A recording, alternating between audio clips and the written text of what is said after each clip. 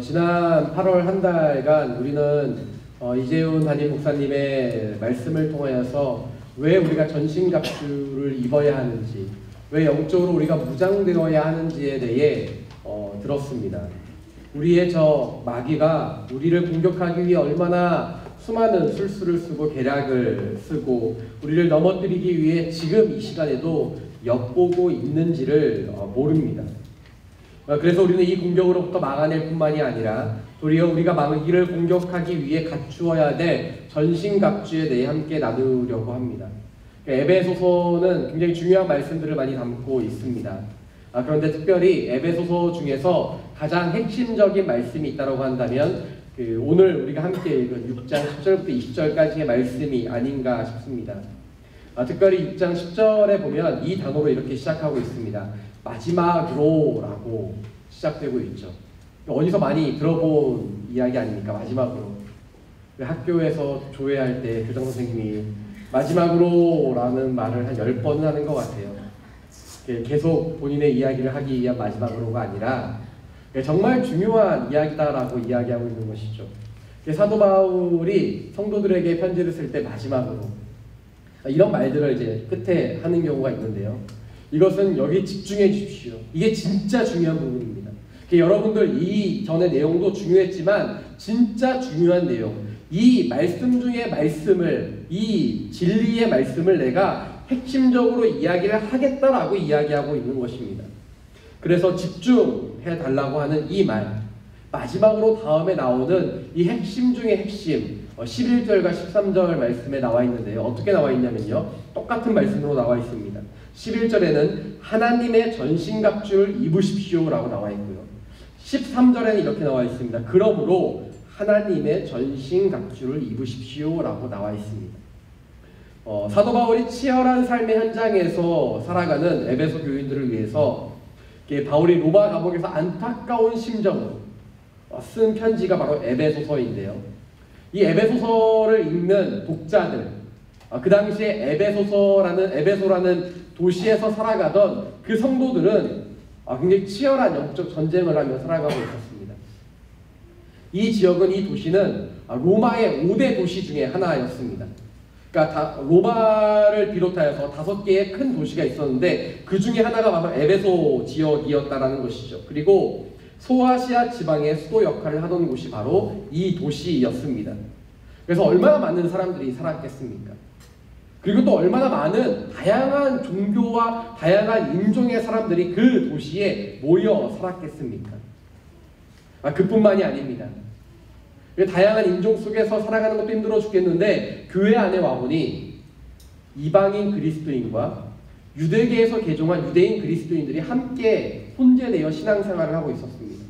이들은 물과 기름과 같이 서로가 서로를 이해하지 못하고 서로가 서로를 이렇게 어려워하는 사이였습니다. 유일신을 인정하지 않는 도시에서 하나님 한 분만이 나의 신이시고 예수님만이 나의 구세주라고 고백하며 살아가는 것이 얼마나 힘들고 어려운 일인지, 그래서 사도 바울은 힘들었던 그들의 삶 속에 위로도 하고 격려도 하고 또한 어떻게 살아가야 될지에 대해 방법을 이야기해주고 있지만 가장 중요한 핵심은 그들에게 위로와 격려가 아니라, 그리고 오늘날 우리에게도 동일하게 적용되는 것인데, 야, 니들 많이 힘들지, 사는 게 어렵지, 이 세상 속에서 믿지 않는 사람들 속에서 사는 게 어려울 거야. 그러니 너는 전신갑주를 입어야 해 라고 이야기하고 있는 것이 사도 바울이 그들을 위로하고 격려하고 새 힘을 주는 방법이었다는 것입니다. 우리는 항상 위로받고 싶어 합니다. 힘들고 어렵지 않습니까? 사는 게 참 어렵죠. 사는 게 참 버거울 때가 있습니다. 믿지 않는 사람들 속에서 살아가는 게 어렵죠. 믿지 않는 가정에서 신앙생활하는 분들이 여기에 많이 있을 텐데 어렵습니다. 우리가 가장 손쉽게 이렇게 듣고자 하는 것은 무엇이냐면 위로입니다. 힘들지, 어렵지. 근데 그때는 마음이 괜찮아지는 것 같아요.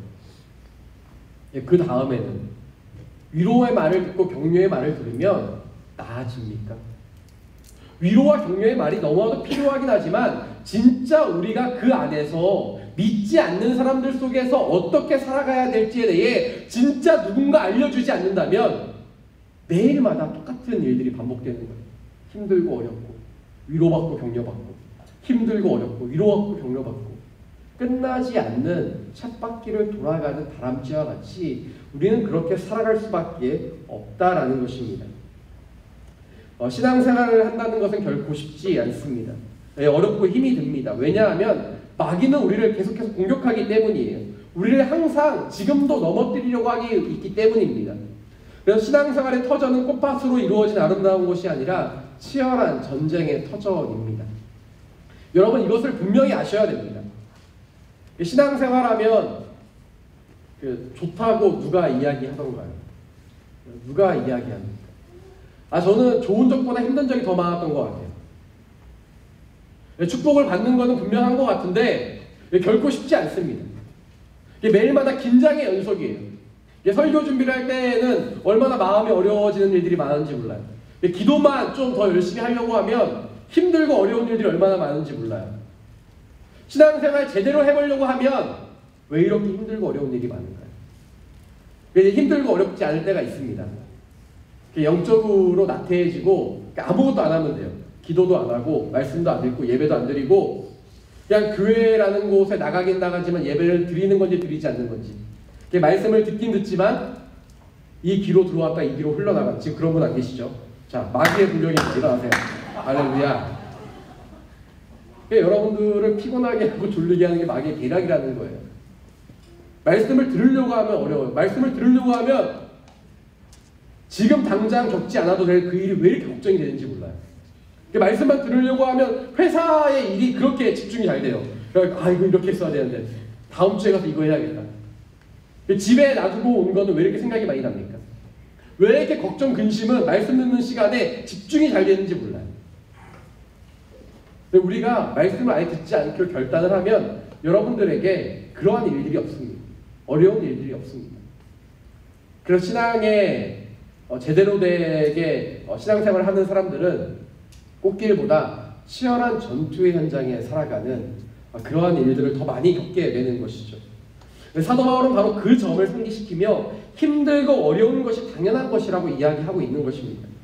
그리고 그렇기 때문에 전신갑주를 입어야 한다고 권면하고 도전하고 있는 것이죠. 사랑하는 갈렙 공동체 여러분, 신앙을 지키며 살아가는 것이 어렵습니까? 힘들고 지치며 자꾸 넘어져 속상하십니까? 마귀는 우리를 시도 때도 없이 공격하고 넘어뜨리려 하기 때문에 우리는 전신갑주를 입어야 되는 줄 믿습니다. 할렐루야. 여러분 지금 한 귀로 들어왔다 한 귀로 흘러나가셨나요? 그래서 아멘을 못하신 건가요? 사랑하는 여러분, 다시 한번 여러분에게 권면하고 도전하겠습니다. 전신갑주를 입고 승리하는 저와 여러분의 인생 되시기를 축원합니다. 네, 14절 말씀 우리가 함께 읽고 말씀을 나누도록 하겠습니다. 함께 읽겠습니다. 시작. 그러므로 여러분은 굳건히 서서 진리로 허리띠를 띠고, 여기까지 읽겠습니다.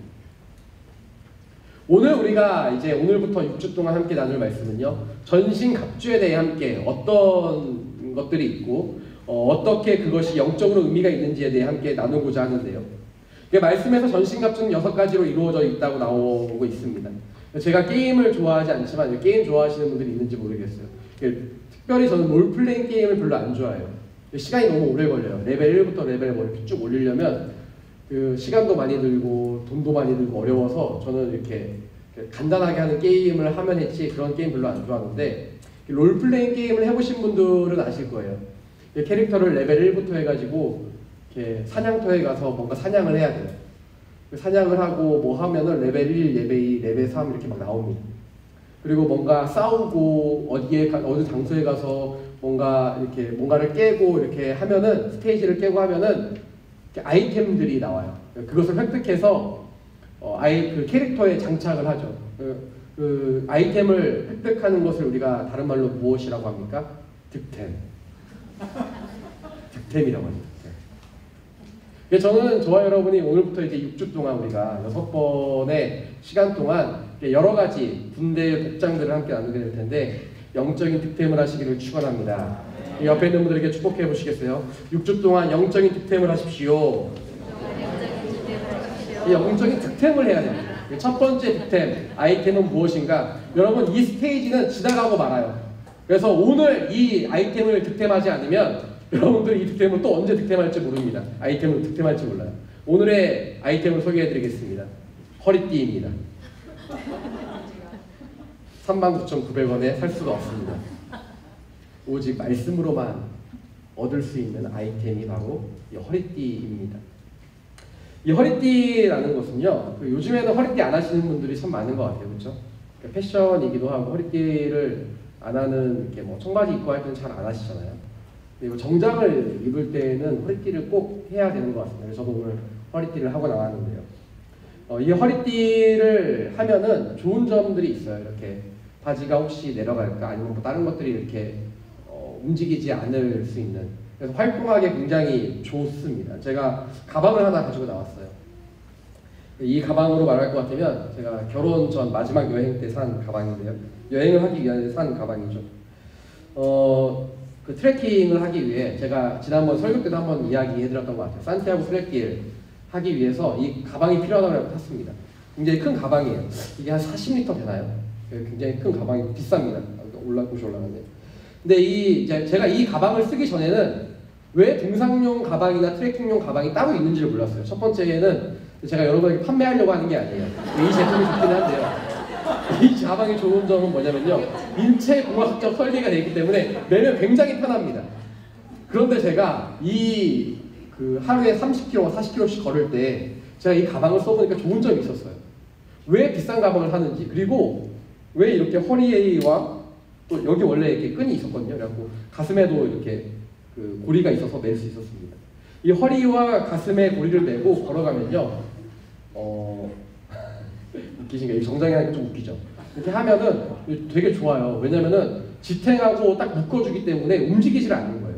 그래서 빨리 걸을 수가 있습니다. 그런데 이걸 안 하고 걸으면요, 여기가 막 이렇게 덜렁덜렁거리고 이쪽도 덜렁덜렁거리면서 굉장히 어려운 거예요. 속력을 낼 수가 없고 많이 움직이는 데 있어서 어렵습니다. 뭐 5분, 10분, 30분 움직인다면 이런 가방이 필요 없을 수 있겠지만 하루에 8시간씩 걷고 한다면 이런 가방이 필요한 거예요. 제가 오늘 진리의 허리띠에 대해서 묵상을 하다가 이 가방이 생각이 났습니다. 무언가를 조일 때 조이지 않으면 활동할 때 어렵고, 무언가를 조일 때 조이지 않으면 전쟁터에 나가 싸우기 어렵다라는 거예요. 예전에 로마 시대의 옷은 통짜 옷이었습니다. 그러니까 펑퍼지만 지금으로 말하면 원피스 같은 그런 옷을 남자나 여자나 다 입었습니다. 평상시에 그런 옷을 입고 전쟁터에 나갈 때도 그 옷을 입는데, 그렇게 나가면 뛰기도 어렵고 뭔가 펄럭펄럭거리고 전쟁을 하기 쉽지 않습니다. 그래서 그 당시에 했던 게 뭐냐면 허리띠를 매는 거였어요. 이 허리띠를 맨다는 것은 이 옷을 탄탄하게 조여주고 움직일 수 있고 전쟁하게 용이하게 했다라는 것입니다. 그래서 이 허리띠를 띈다는 것은 준비한다는 것을 의미합니다. 가장 기본적인 군장을 의미하는 것이죠. 전쟁터에 나가기 위해 긴장하고 집중하는 단계가 바로 이 허리띠를 착용하는 데서부터 시작된다라는 것입니다. 하나님께서 출애굽을 앞둔 이스라엘 백성에게 유월절을 보내게 하시면서 어린 양의 피를 문설주에 바르게 하셨다는 사실은 다 아실 거예요. 그런데 또 다른 명령을 하십니다. 너희가 고기를 잡아서 숯불에 구워 먹고 뭐 쓴나물과 함께 먹고 뭐 누룩이 없는 빵을 먹고 막 이렇게 말씀하십니다. 그리고 그 고기를 조금이라도 남기지 말라고 하시면서 고기를 먹을 때 이렇게 해야 한다라고 말씀하십니다. 출애굽기 12장 11절 말씀인데요. 우리 함께 읽도록 하겠습니다. 함께 읽겠습니다. 시작. 너희가 고기를 먹을 때는 허리에 띠를 띠고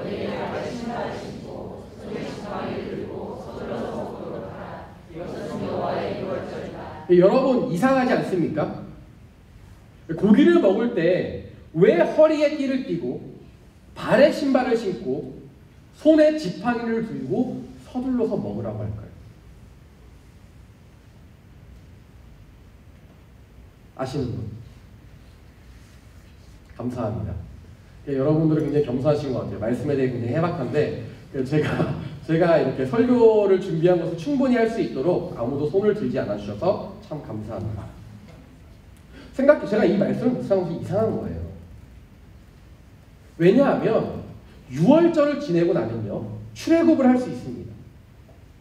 애굽의 바로왕이 야, 니들 떠나라, 가라, 니들 하고 싶은 대로 해라라고 명령을 하기 때문이죠.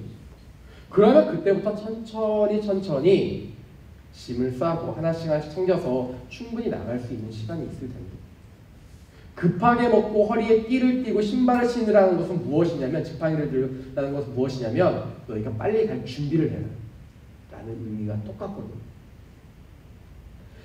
그런데 이 출애굽을 함에 있어서 시간이 지연되지 않고, 또한 이들이 단순히 출애굽하는 것 자체가 목적이 아니라 하나님의 약속의 땅에 들어가기 위해 하나님께서는 이들에게 이런 복장을 하라고 하셨던 것입니다.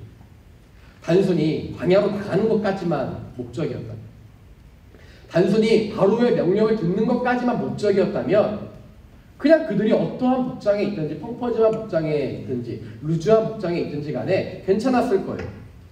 그런데 이들은 이제 이 길을 떠나서 어디로 가야 합니까? 가나안 땅으로 가야 하는 것입니다. 출애굽하는 이스라엘 백성들에게 가장 중요한 것은 무엇인가? 출애굽하는 것 자체가 중요한 게 아니라 그들이 하나님으로부터, 조상들로부터 약속받았던 약속의 땅 가나안에 들어가는 것이 중요한 것입니다. 출애굽하는 순간 그들을 기다리고 있는 것은 홍해이고 광야입니다. 출애굽한다는 그 자체가 절대 중요하지 않은 거예요. 그들이 이제 자신들이 머물던 익숙한 곳을 떠나서 하나님의 약속의 땅에 들어가야 된다는 것. 수없는 시간들을 그들은 걸어가야 한다는 것에 있다는 것입니다.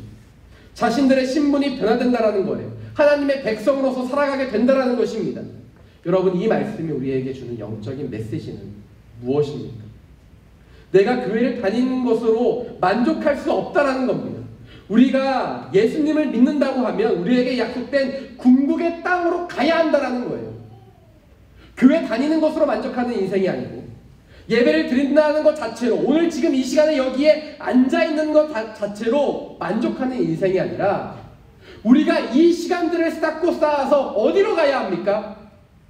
예수님께서 지금도 우리를 위해 준비하고 계신 그 천국, 내가 너희를 위해 처소를 준비하러 가겠다라고 말씀하신 그곳으로 우리가 가야 하는 것 아니겠습니까?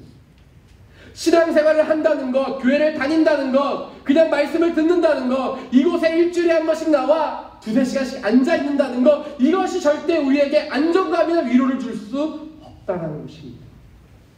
우리는 저 높은 곳을 향하여 달려가야 하기 때문입니다. 제가 좋아하는 찬양 중에 그 찬송가 저 높은 곳을 향하여라는 찬양이 있습니다. 저 높은 곳을 향하여, 저 높은 곳을 향하여. 그렇게 한 발자국 한 발자국 걸어가는 인생. 내가 머물 곳이 이곳이 아니라 우리는 목적지가 있기 때문에 가야 하는 바로 그곳. 그곳으로 가는 것. 천국으로 향하는 그 발걸음이 꼭 6월절을 보내는 이스라엘 백성과 같지 않습니까? 사랑하는 여러분, 우리에게는 바로 이러한 준비가 필요합니다. 이 가방에, 제가 소개해드렸던 이 가방에 이 끈이 있음으로 말미암아 복장이 안정되게 되듯이, 바울이 말한 허리띠를 매므로 인하여서 우리의 믿음과 신앙생활을 적당한 긴장감을 유지하게 하고 집중하게 하는 것입니다. 허리띠를 내지 않으면 꼴이 웃긴 것이죠. 옷이 펑퍼짐에 덜렁덜렁한데 오랜 기간 길을 떠나 약속의 땅을 들어갈 수도 없고, 영적인 치열한 전투의 현장에서 전쟁을 치를 수도 없는 것입니다. 이 집중력과 긴장감이 우리에게 필요한데요. 제가 이 말씀을 묵상하면서 기드온이 생각이 났습니다. 사사기 7장 5절부터 6절까지 말씀입니다. 저와 여러분이 함께 읽도록 하겠습니다. 시작. 그리하여 기드온은 사람들을 여호와께서 기드온에게 말씀하셨습니다. 개처럼 물을 먹는 사람과 물을 마시기 위해서 물을 들고 모두 따로 세워라. 그러자 손을 입에 대고 핥아 먹는 사람의 수가 300명이었습니다. 그 나머지 모든 사람들은 물을 마시기 위해서 무릎을 꿇고 엎드렸습니다. 전쟁을 나가는데 사람들을 모았더니 모두가 준비된 사람들은 아니었습니다. 두려워하는 사람도 많았고 마음의 준비가 안 된 사람들이 많았던 것이죠. 미디안 군대가 쳐들어와서 이제 기드온이 사람들을 불러 모았습니다. 보니까 22,000명의 사람들이 모여 있었던 거예요. 그래서 그들 가운데 두려움이 있는 사람이 많은 것 같아서 야, 두려운 사람들 너희들은 떠나라. 너희들은 가도 좋다라고 하니까 12,000명이 돌아갔습니다. 몇 명이 남았습니까? 10,000명이 남았죠. 그러니까 10,000명이 남은 사람들이 있는데 그들을 보니까 하나님께서 말씀을 주시는 거예요. 야, 이들도 다 필요하지 않아. 준비된 사람이 필요하다. 그래서 강가에 가서 물을 먹게 했습니다. 그러니까 어떤 사람은 입을 대고 강물을 먹기 시작하는 거예요. 그러니까 어떤 사람들, 소수의 사람들은 한 손에 그 물을 떠서 먹기 시작하고 전방을 주시하면서 먹기 시작하는 겁니다. 그래서 나머지 사람들 다 돌려보내고 손으로 떠서 물 먹은 사람들을 보니까 300명의 사람들이 남은 겁니다. 그래서 이제 기드온의 300용사가 바로 여기에서 나와 있는 거죠. 그러니까 두려움이 없고 적들이 언제 오더라도 준비태세가 되어 있는 300명의 사람들. 물을 핥아먹지 않고 한 손으로 떠서 먹으며 긴장감을 유지하며 준비가 되어 있던 사람이 바로 오늘 말씀에 나오는 허리띠를 띈 사람과 꼭 같더라는 거예요. 언제라도 전투할 준비가 되어 있는 사람, 긴장감과 준비가 되어 있는 사람, 전투를 할 기본기가 갖추어져 있는 300용사와 같은 사람이 바로 허리띠를 띈 사람인 것입니다. 저는 저와 여러분이 집중력이 있는 긴장감을 가진 300용사와 같은 사람들이 되시기를 축복합니다. 그런데 이 허리띠를 띠는 데 있어서, 매는 데 있어서 어떤 허리띠를 띠라고 하고 있습니까? 진리의 허리띠라고 이야기하고 있습니다. 준비를 하고 긴장감을 갖춘 허리띠를 띠는데, 매는데 다른 것이 아니라 진리라고 이야기하고 있는 것입니다. 이 진리를 어떻게 보고 무엇으로 볼 것인가? 1655년 청교도 목사였던 윌리엄 거널이라는 목사님이 있었는데요. 그가 1655년에 발표한 논문에 보면요, 두 가지로 이야기하고 있습니다. 진리를. 첫 번째는 말씀이고 두 번째는 진실함입니다. 그래서 우리가 오늘 이 진리에 대해 두 가지를 함께 나누게 될 텐데요. 첫 번째는 말씀을 묵상하며 살아가야 한다는 것입니다. 마귀는 우리에게 있는 모습 그대로 공격하기도 하지만 별로 그렇게 하지 않습니다. 마귀가 마귀의 모습대로 그대로 나타나면 아무도 긴장하지 않고 그가 공격한다는 걸 쉽게 알기 때문인 것이죠. 그들은 거짓된 모습으로 말씀에 의하면 계략으로 속여서 다가옵니다. 그들이 얼마나 그럴듯하게 다가오냐면요, 예수님이 이제 세례를 받고 성령에 이끌려 광야로 나가게 되죠. 금식하시게 됩니다. 그 가운데 마귀가 어떻게 시험합니까? 말씀으로 시험합니다. 말씀을 빗대어 시험한다라는 것이죠. 근데 예수님뿐만이 아니라요, 창세기에 보면 아담과 하와에게도 시험을 하게 되는데, 에덴 동산에서 마귀가 찾아와 하와에게 말을 하는데 교묘하게 하나님의 말씀을 변형해서 합니다. 야, 정녕 진짜로 네가 먹지 말라고 하는데, 아무것도 먹지 말라고 하는데 하나님 그렇게 말씀 안 하셨거든요. 근데 그럴듯하게 다가와서 속여 이야기하더라는 거예요. 사람에게 찾아와 가장 교묘하게 그리고 가장 그럴듯하게 우리를 속이는 마귀의 속임수로부터 우리가 준비해야 할 첫 번째, 그것이 바로 말씀으로 무장하는 것이라는 겁니다. 우리가 가장 친숙하게 대하고 있지만 사실 가장 어렵게 여기는 것이 말씀 아닙니까? 가장 사랑하고 싶지만 사랑하기에 너무 먼 그대, 말씀. 매해 연말만 되면 버킷리스트에 가장 상위권에 랭킹하고 있는 것, 일독하기. 하지만 항상 일주일이 못 돼요.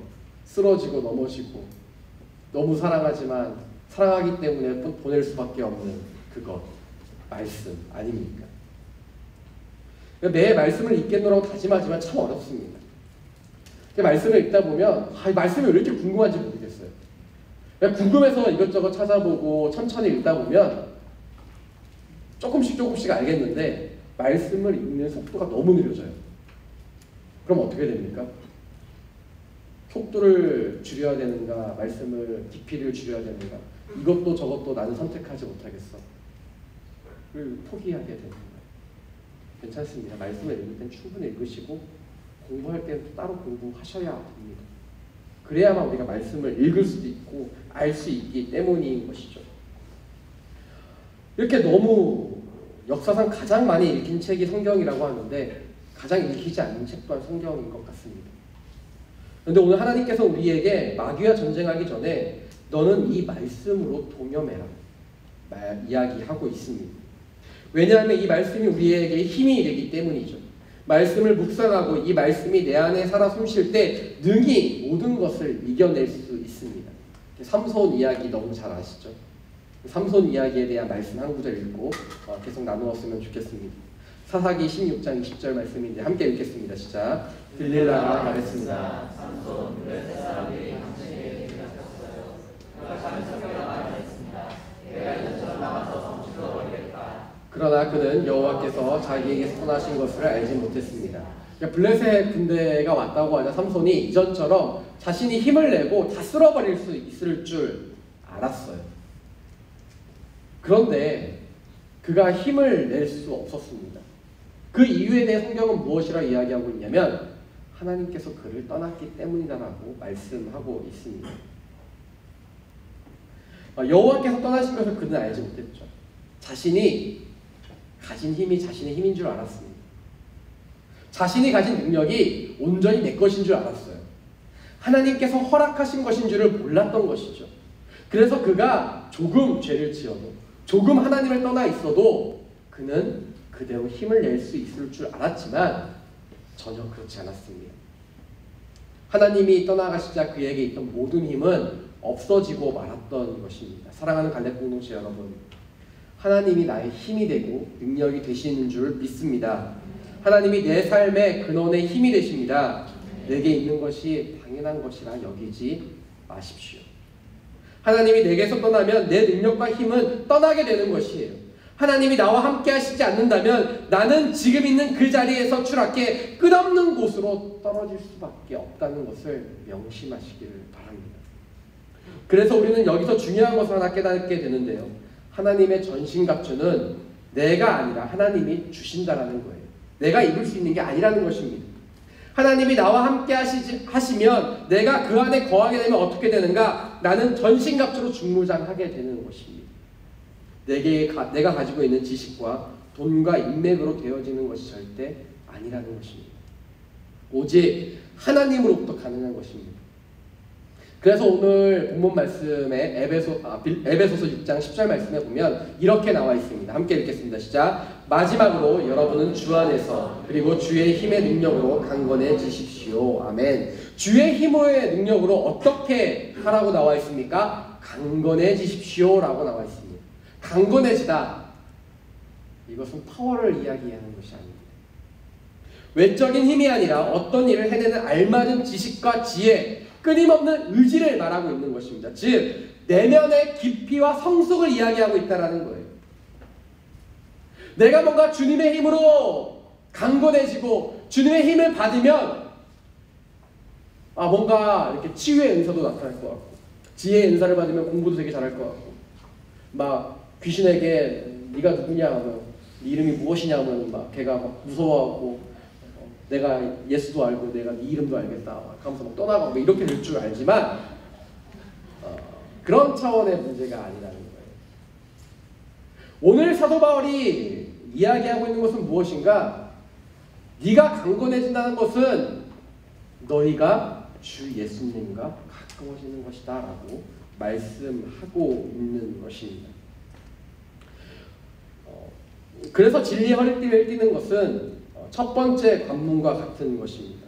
더 깊이 하나님과 가까워지기 위해서 해야 할 것이 무엇입니까? 하나님의 말씀을 가까이 해야 한다는 것입니다. 하나님의 말씀이 우리 안에 충만하게 거해야 한다는 거예요. 하나님의 말씀대로 살아내는 것입니다. 그러면 우리에게 거칠 것이 없고 하나님의 은혜가 충만하게 되는데요. 여호수아 1장 8절에 보면 이렇게 나와 있습니다. 이 율법책이 내 입에서 떠나지 않게 하고 그것을 밤낮으로 묵상해 그 안에 기록된 모든 것을 지켜 행하여라. 그러면 내 길이 번창하고 성공하게 될 것이다. 아멘. 여호수아가 모세의 길을 이어 가나안 정복을 하러 갑니다. 가나안 정복 전쟁을 하러 가는데 하나님께서 야 내가 너에게 힘을 더 줄게. 내가 너의 무리를 더 좋게 해줄게. 그렇게 말씀하시는 것이 아니라 너는 이 율법책을 너에게서 떠나지 말게 하여라. 밤낮으로 떠나지 말게 하여라. 네가 이 율법책을 묵상하면 내 길이 번창하고 잘 될 것이다 라고 이야기합니다. 꼭 이 말씀만 보면요, 가나안 정복을 다 끝내고 그 땅에서 살아갈 사람들에게 이야기하는 것처럼 느껴집니다. 그런데 그것이 아니라 정복 전쟁을 하러 가는 여호수아에게 이 말씀을 주신다라는 거예요. 사랑하는 여러분, 이것이 오늘 우리에게 주시는 하나님의 말씀인 줄 믿습니다. 영적인 전쟁에서 우리에게 필요한 것이 무엇인가? 이 율법책을, 이 말씀을, 이 성경을 내가 주야로 묵상하며 하나님의 말씀대로 지키며 살아내는 것, 그것이 우리에게 필요하다라는 거예요. 우리에게 무엇이 필요합니까? 여러분들에게 갈급한 것이 무엇입니까? 여러분의 인생 가운데 결핍되고 여러분의 인생 가운데 힘들고 어려운 상황 속에서 필요한 것이 무엇이냐는 거예요. 돈이 필요하십니까? 사람의 마음을 얻는 게 필요하십니까? 더 좋은 직장이 필요하십니까? 아니요. 하나님은 오늘 이곳에서 우리에게 말씀하시는 것이 무엇인가? 네가 내 말씀을 지켜 행하라. 묵상하면 내가 너와 가까워질 것인데, 내가 너와 가까워짐으로 인하여 너에게 힘이 되고 네가 하는 일마다 잘 될 것이고 네 길의 모든 장애물이 없어질 것이다 라고 말씀하고 있습니다. 실제로 우리가 여호수아서에서 보면 어떻게 됩니까? 그들이 하나님의 말씀을 지키며 말씀대로 살아갈 때 굳건했던 성문들이 열리게 되고 성벽이 무너지게 되는 일들을 우리는 바라보게 됩니다. 세상은 우리에게 이렇게 이야기하지 않습니다. 세상은 무엇이라 이야기합니까? 야야, 잘 들어봐. 진짜 말씀이 중요하냐? 야, 말씀이 중요한 게 아니라 네 성과가 중요하지. 너 말씀을 읽을 시간에 지금 일이라도 한 번 더 하는 게 낫지 않아? 조금이라도 일을 더 하는 게 낫지 않아? 야, 너 진짜 말씀이 중요하다고 생각해? 너 인맥 관리해야지. 너 그렇게 관계 안 하고 말씀 읽다가 어떻게 하려고 해? 세상이 무엇이라 합니까? 너 말씀이 그렇게 중요해? 너 진짜 피곤하잖아. 5분이라도 자야지. 잠을 자야 네가 또 일을 하고 하루를 살아낼 거 아니야. 잠깐 눈을 붙여야 될 거 아니야. 너 진짜 말씀이 그렇게 중요하다 생각해? 아니. 말씀 보느라 네 시간 다 뺏기면 어떡할 거야? 네 취미 생활도 못하고 네 삶의 질이 떨어지면 어떻게 할 거야? 세상은 우리에게 이렇게, 아니에요? 누가 우리에게 이렇게 이야기합니까? 마귀가 우리에게 이렇게 이야기합니다. 사람들의 입술을 빌려서, 우리의 생각을 빌려서 마귀가 그렇게 넣어준다는 거예요. 야, 이거 내일 읽으면 어때? 야, 지금 바쁘니까 이거 이따 해야지. 지금 정신없어 죽겠는데 무슨 말씀이야. 여러분, 그런 마음이 드실 때가 있지 않습니까? 그런 이야기를 들을 때가 있지 않아요? 야, 너는 무슨 회사까지 와서 지금 성경책을 펴놓고 있냐? 야, 그거 뭐야? 너 큐티책이야? 야, 너 지금 회사에서 뭐 하는 짓이야? 여러분, 이런 이야기 한 번 안 들어보셨습니까? 말씀을 읽는 게, 말씀을 묵상하는 게 중요하지 않다라고 그렇게 여겨지며 세상은 우리에게 네가 지금 중요한 게 그게 아니라 너 지금 뭐 하고 있는 거냐고, 그 부수적인 거는 나중에 하라고 그렇게 말하고 있지 않느냐라는 거예요. 듣고 보면 그럴듯합니다. 진짜 그런 것만 같아요. 지금 말씀 읽는 게 중요하지 않은 것처럼 느껴집니다. 언제든지 읽을 수 있고 다음에 읽어도 무방하게 느껴지게 되는 것이죠. 그런데 다음에 그렇게 미루다 보면 어떻게 됩니까? 이게 룻기에 나오잖아요. 룻기에 보면 나오미가 길을 떠납니다. 가족들과 함께. 베들레헴에서 떠나게 되는데요. 왜 떠나게 됩니까? 그들에게 먹을 양식이 없어. 기근이 들었기 때문에 떠난다고 해요. 근데 그들이 살던 곳이 어디입니까? 베들레헴. 제가 한번 설명을 드렸었는데요. 이 베들레헴이라는 곳은 지금의 이 말로 하면 뭐 쌀창고 아니면 빵집 이런 뜻을 가지고 있습니다. 빵집에 빵이 떨어져 기근이 들어 영적인 고갈 상태를 느끼는 것과 같이 바로 우리가 다음에 미룰수록 우리에게 쌓여있는 영적인 양식들이 떨어져 가서 하나님과 나 사이가 회복하기 쉽지 않은 그런 관계로 치닫게 되는 것입니다. 입술로는 하나님을 사랑한다고 이야기하고 있지만 말씀을 가까이 하지 않는 사람은 사실 하나님을 사랑하는 것이 아니라는 거예요. 우리가 만들어지기를 하나님과 교제하고 그 말씀으로 충만해져야 살아갈 수 있게 만들어졌는데 말씀과 교제가 온데간데 없고 다른 것으로 체험을 받는 거예요. 오늘 아침에 이상중 목사님 말씀을 듣는데 제가 뭐라고 했나요 지금? 편집해 주세요. 이상중 목사님 말씀을 듣는데 아주 적절한 예화가 나왔어요. 뉴스에 이렇게 나왔대요. 뉴스 기사가 어떤 내용이었냐면 지인의 외제차를 빌린 거예요. 한 사람이. 그래서 실컷 타다가 이제 돌려줘야 될 때 기름이 떨어졌으니까 기름을 채워 넣어야 되는데 이 기름값이 아까워서 물을 채워 넣은 거예요. 세상에. 차가 당연히 망가지겠죠. 시동을 걸고 가려고 하니까 망가지겠죠. 수리비만 7,100만 원이 나와요. 너무 놀랍죠. 근데 우리가 말씀을 채우지 않고요. 우리의 인생 가운데 세상의 소리와 세상의 뉴스와 사람들의 말을 담게 되면요. 우리의 영혼에 채워야 될 것을 채우지 않고 다른 것을 채우면 우리의 영혼이 고장나게 되는 겁니다. 그러니까 잘 생각해 보세요. 우리에게 다 있었던 일이에요. 그러니까 회복하기 쉽지 않은 거예요. 기도하는데 하나님의 응답을 안 하시고 내 기도 안 들으시는 것 같다고. 고장났는데 기름을 넣어야 되는데 물을 채워놨으니 잘 돌아가겠습니까? 그동안 실컷 물 채워놓고 이제 하나님 도움 필요해서 기도하니까 그게 되겠습니까? 내 마음에는 세상의 것으로 가득 차 있는데 하나님의 음성을 들으려고 하니 들리겠습니까? 사랑하는 여러분, 우리 갈렙 공동체 여러분, 하나님의 말씀이 중요합니다. 말씀으로 채워져야 할 영혼에 말씀이 아니라 세상 마귀의 속임수와 세상의 것들로 채우니 내 영혼이 고장날 수밖에 없는 거예요. 그래서 우리에게 필요한 것이 무엇입니까? 말씀입니다. 말씀을 보시고 묵상하셔야 돼요. 말씀을 들으셔야 돼요. 이 고장난 영혼을 고치고 강건하여지기 위해 우리는 기본으로 돌아가야 되는 것입니다. 그래서 오늘 그 설교 제목이요. 다시 되돌리고 싶을 때인데요. 여러분 다시 되돌리고 싶지 않으세요? 예전 그때로. 하나님과 좋았던 그때. 정말 뜨겁게 사랑했던 그때로 되돌리고 싶지 않습니까?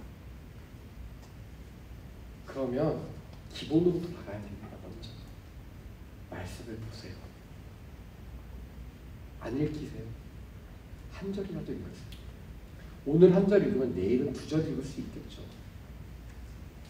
그렇게 날마다 매 순간마다 말씀을 조금씩 듣고 읽고 그 다음에 내 마음이 너무 어렵고 힘들 때 여러분 찬양을 듣거나 말씀을 들으세요. 저는 그 CGN TV 들어가거나 아니면 유튜브 같은 걸로 말씀을 많이 듣습니다. 힘들고 어려울 때 일부러 들어요. 이어폰 끼고 말씀을 들으면 내 영혼이 다시 온전해지고 깨끗해진다는 것을 느끼게 돼요. 사랑하는 여러분, 무엇을 듣겠습니까? 사람들의 위로가 필요합니까? 세상의 격려가 필요합니까? 아니요. 우리에게 필요한 것은 말씀입니다. 하영조 목사님께서 생전에 이렇게 큐티에 대해 강조하실 때가 있었어요. 말씀을 듣는데 제가 기억에 남는, 왜 아침에 큐티를 해야 되는가 제가 기억에 남아요. 그때 너무 인상적이어서. 아침에 일어나자마자 세상의 소리를 듣지 말라는 거예요. 뉴스를 켜거나 인터넷을 보고 세상의 소리를 듣지 말고 하나님의 말씀으로 먼저 체험을 받으라는 거예요. 세상의 소리를 들으면요, 그 생각이 잡다해져요. 일어나자마자 이렇게 인터넷, SNS 켜고 막 어떤 소식이 있었나 밤새. 여러분, 세상이 어떠하든지 간에 우리의 삶 가운데 영향을 주는 뉴스는 그렇게 많지 않습니다. 일어나자마자 안 보셔도 괜찮아요. 말씀을 보세요. 말씀을 읽지 않으면 우리의 영혼과 삶에 크나큰 영향을 주게 됩니다. 말씀을 보고 묵상하고 하나님의 음성을 들으셔야 돼요. 그러면 내 삶이 변화되는 거예요. 힘들고 어려운 뉴스를 듣기보다 나를 향한 하나님의 사랑의 메시지를 들으시는 저와 여러분의 삶이 되시기를 축원합니다. 두 번째입니다. 진정성을 가지고 살아가야 된다는 건데요. 요한복음 8장 44절 말씀 함께 읽도록 하겠습니다. 시작. 너희는 너희 아비인 마귀에게 속해 있고 너희는 또 그 안에 진리가 없기 때문에 진리 안에 서지 못한다. 그는 거짓말을 할 때마다 자기 본성을 드러낸다. 이는 그가 거짓말쟁이며 거짓의 아비이기 때문이다. 마귀의 존재에 대해서 나오는데요. 마귀는 어떤 사람이 아니죠. 어떤 존재라고 나옵니까? 진리가 그 안에 없다. 그리고 거짓의 아버지라고 나와 있습니다. 마귀는 언제나 진리를 탐구하는 척하고 진실을 말하는 것처럼 느껴지게 하지만 전혀 그렇지 않아요. 그 안에는 진리와 진정성이 없는 거짓으로 가득 찬 존재가 마귀라는 것입니다. 그리고 하나님께서 우리에게 하신 진리의 말씀을 의심하게 합니다. 그래서 동산에서 모든 과실을 다 먹어도 되지만 동산 중앙에 있는 선악을 알게 하는 나무의 열매를 먹지 말라고 하나님께서 말씀하셨는데 마귀가 하와에게 다가와 이렇게 이야기하죠. 야, 정말로 다 먹지 말라고 하는데 정말 그럴까? 정말 그럴까? 정말 그런 일이 있을까? 제가 여러분에게 물어보겠습니다. 여러분, 예수님께서 오병이어 기적을 일으키신 것을 믿으십니까? 제가 지금 귀가 어두웠나? 죄송해요. 제가 귀가 좀 어두워졌나 봐요. 믿으시는 분이 한 2분밖에 안 계신 거예요. 그것도 굉장히 미세하게 들렸어요. 엘리야가 산에 올라가서 세미한 하나님의 음성을 듣는 것 같이 굉장히 세미했어요. 들릴 듯 말 듯. 여러분, 정말 믿으십니까? 아멘. 여러분, 7바퀴 돌아가지고 7바퀴가 아니죠. 13바퀴죠. 돌아가지고 여리고성이 무너진 것을 믿으십니까? 아멘. 여러분, 하나님이 세상을 창조하신 것을 정말 믿으십니까? 아멘. 근데 여러분 마음 가운데 말씀을 읽으면서 그런 속상임이 혹시 없으십니까? 정말 그럴까? 정말 그럴까? 하나님이 정말 세상을 말씀으로 창조하셨을까? 내가 정말로 하나님의 형상일까? 내가 정말 존귀한 존재일까? 어떻게 사람이 불의를 걸을 수가 있지? 어떻게 음식을 나누고 도대체 얼마나 길게 나누었길래 그거를 다 먹을 수 있었을까? 많은 사람들이. 여러분, 그런 의심이 혹시 우리 가운데 들지 않으십니까? 하나님의 말씀이 우리에게 들어와 믿어지고 믿음으로 인하여 우리의 생명이 더욱더 온전케 되며 하나님과의 관계가 온전해지는 것. 덮어놓고 믿자라고 이야기하는 것이 아닙니다. 하지만 우리가 하나님의 말씀을 믿지 않고 우리의 마음 가운데 정말 진리를 알고자 하는 탐구가 아니라 그 말씀 자체만을 의심하게 만드는 사단의 마귀의 속삭임이 있다면 여러분, 그 마귀의 속삭임에 넘어가지 않게 되기를 축복합니다. 우리는 마귀의 속삭임에 언제든지 쉽게 넘어갈 수 있습니다. 그가 하고 있는 것은 뭐냐면 우리에게 되묻고 되물어 우리의 마음속에 의심을 싹 틔우게 하는 것이죠.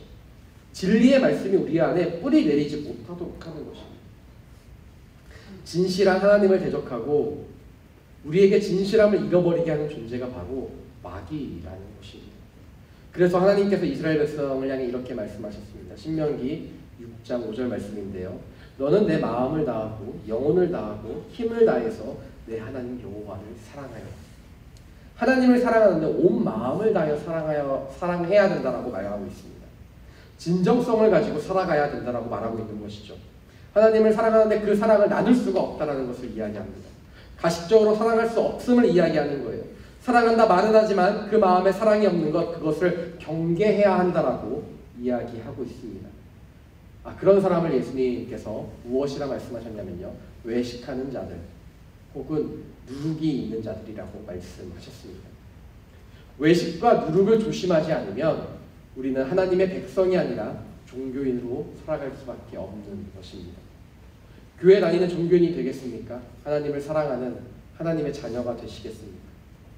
하나님을 향하여, 공동체를 향하여 이런 진정성 있는 사람이 필요하고 하나님이 찾으십니다. 하나님은 그런 사람을 원하시고 찾고 계신다는 거예요. 우리 공동체에도 그런 사람들이 필요합니다.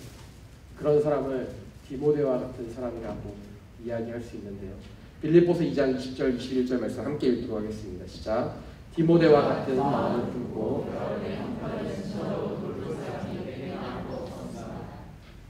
모든 사람이 자기 자신의 일에만 몰두하고 그리스도의 일에는 관심이 없습니다. 아멘. 사도 바울이 디모데에 대해 이야기하며 디모데와 같은 사람이 없는데 그 사람의 장점이 무엇인가? 진정으로 사람을 돌보는 사람이다라고 이야기하고 있습니다. 진실함으로 사람을 대할 줄 아는 사람, 그런 사람이 하나님의 사람이라는 것이죠. 예배에 나올 수 있고 순모임도 하고 리더로 섬길 수 있지만 하나님은 겉으로만 그렇게 하는 외식하는 사람과 누룩 같은 사람이 아니라 진정성 있는 사람을 찾고 계신다는 겁니다. 그럴듯하게 신앙생활하는 사람은요, 모래 위에 쌓은 성과 같이 바람이 불고 파도가 오면 쉽게 무너집니다. 아무리 이쁘게 쌓고 아무리 거대하게 쌓아도 마찬가지죠. 반석 위에 세운 말씀 위에 진정성을 가지고 온전하게 서 있는 사람들을 바라보면요, 어떤 바람이 와도 어떤 파도가 와도 바람과 파도로 인해 고단할 수는 있지만 쓰러지거나 넘어지는 법이 절대 없습니다. 진실한 마음이 우리에게 있습니까? 스스로에게 한번 질문해 보시겠어요? 난 정말 진실한 마음이 있는가? 사랑하는 여러분, 제가 여러분에게 물어보겠습니다. 한번 마음으로 대답해 보세요.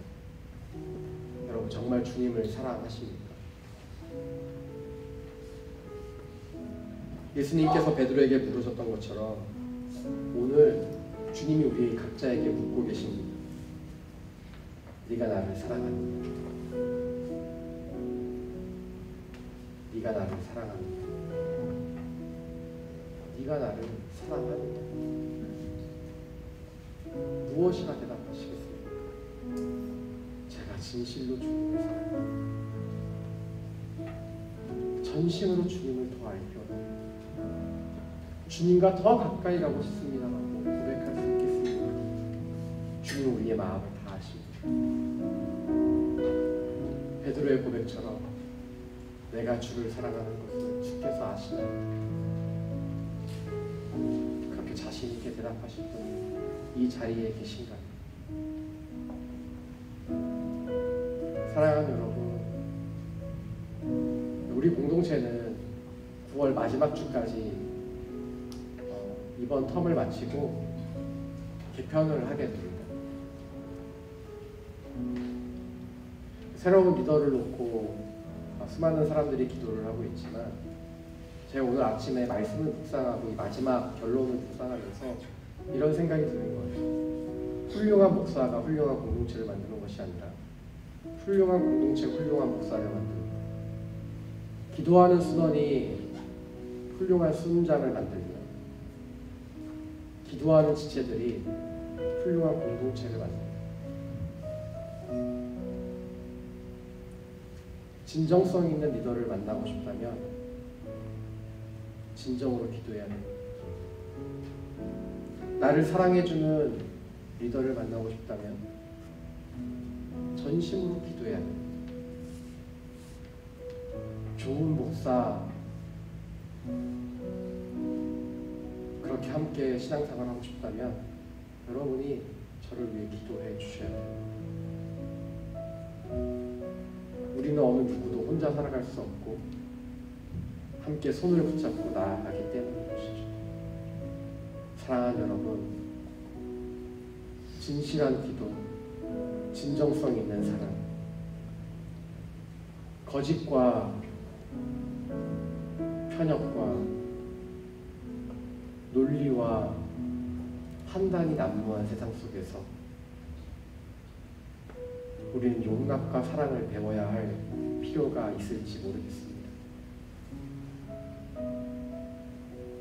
주님이 우리에게 다시 한번 물어보십니다. 네가 나를 사랑하느냐? 네가 나를 사랑하느냐? 네가 나를 사랑하느냐? 우리 함께 찬양으로 우리의 대답을 주님 앞에 드리도록 하겠습니다.